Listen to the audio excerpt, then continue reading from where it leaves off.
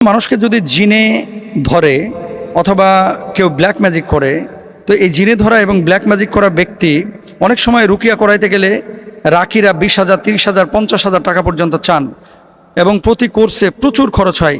নিজে নিজে রুকিয়া করার কোনো বৈধতা আছে কিনা এবং কোনো সিস্টেম আছে কিনা এই ব্যাপারে জানতে চাই। ভেরি ভেরি ইম্পর্টেন্ট একটা বিষয়। দেখেন, রুকিয়া আপনি নিজে নিজেও করতে পারবেন।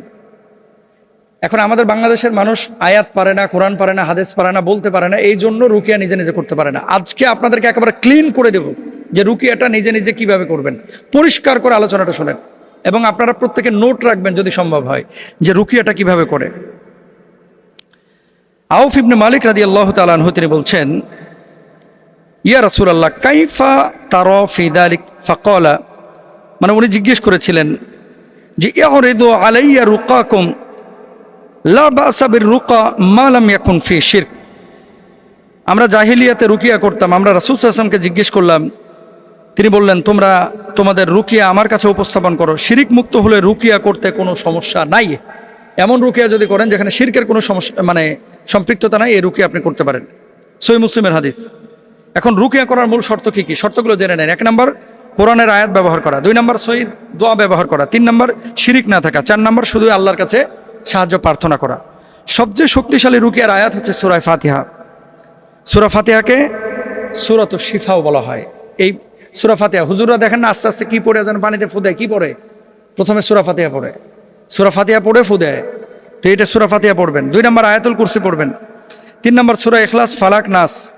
এগুলো রাসূল সাল্লাল্লাহু আলাইহি ওয়াসাল্লাম নিজে নিজে পড়ে আবার শরীরে ফুৎকার দিতেন, আপনারা পড়ে হাতে ফু দিয়ে শরীরটাকে বন্ধ করবেন। 5 নম্বর রাসূল সাল্লাল্লাহু আলাইহি ওয়াসাল্লাম একটি দোয়া শিখিয়েছেন, আউযু বিল্লাহি ওয়া কুদরাতিহি মিন শাররি মা আজিদু ওয়া উহাদিরু। এই দোয়াটা পড়বেন।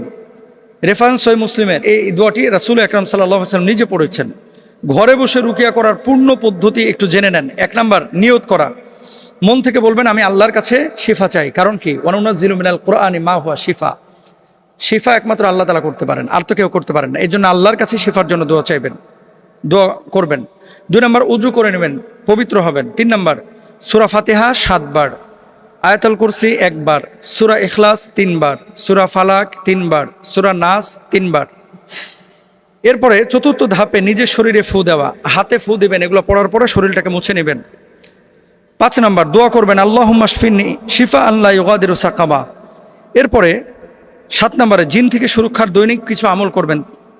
সকালবেলায় 3 কুল পড়বেন, আয়াতুল কুরসি পড়বেন, সকাল সন্ধ্যায় মাসনুন দোয়াগুলো পড়বেন। রব্বানা আতিনা ফিদ দুনিয়া পড়তে পারেন, রব্বানা যালামনা আনফুসানা পড়তে পারেন। এবং এই যে আয়াতুল কুরসির আমল, 4 কুলের আমল, এগুলো সকাল সন্ধ্যায় করবেন ইনশাআল্লাহ। রাতে ঘুমানোর আগে আবার আয়াতুল কুরসি। ডান পাশে শোবেন, আল্লাহুম্মা বিইসমিকা আমুতু ওয়া আহইয়া, ঘুমের দোয়াটা পড়ে নেবেন। যে কাজগুলো করা যাবে না, ব্যক্তিগতভাবে রুকিয়া যখন আপনি করবেন, নিজে নিজে জিনের কোনো সাহায্য আপনি নিতে পারবেন না, নেবেন না। তাবিজের মাধ্যমে শক্তি নিতে পারবেন না, কবর অদৃশ্য শক্তির সাহায্য চাইতে পারবেন না, জিন বশ করার চেষ্টা করবেন না। জিন আক্রান্ত এবং মানে দুনিয়াবী সমস্যা, কিছু কিছু মানুষ আছে যে অসুস্থ হলেই মনে করে জিনে ধরছে, না। সব অস্বাভাবিক আচরণ জিন নয়। যেমন মানসিক চাপ, ঘুমের সমস্যা, তারপরে সিজোফ্রেনিয়া, ট্রমা, স্নায়বিক সমস্যা, এগুলো কিন্তু জিনের সমস্যা না।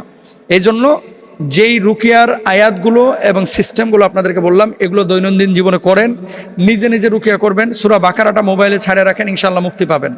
সূরা বাকারাটা প্রতিদিন একবার শুনবেন, যাদের এই ধরনের প্রবলেম আছে, মৃদু আওয়াজে ছেড়ে রাখবেন। আশা করি আল্লাহ তাআলা আপনাকে মুক্তি দেবেন ইনশাআল্লাহ।